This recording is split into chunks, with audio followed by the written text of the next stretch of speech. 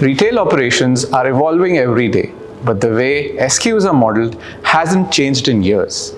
We realized that the way we were using SKUs on the Locus platform just wasn't enough. So we asked ourselves a simple yet powerful question. What if SKUs could actually reflect how products behave in the real world? This wasn't about adding more features, it was about solving real problems. Our clients asked tough questions and we listened. Remodeling the SKU isn't just a small update, it's a smarter, more structured way to model what a product really is, how it moves through your supply chain. Now, SKUs can include batch IDs, parts, and packaging rules. You can define how they're sold by box, weight, or volume.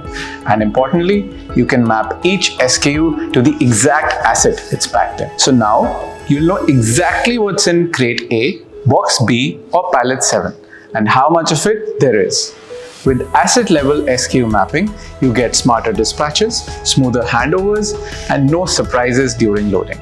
You're no longer guessing, you're planning with precision.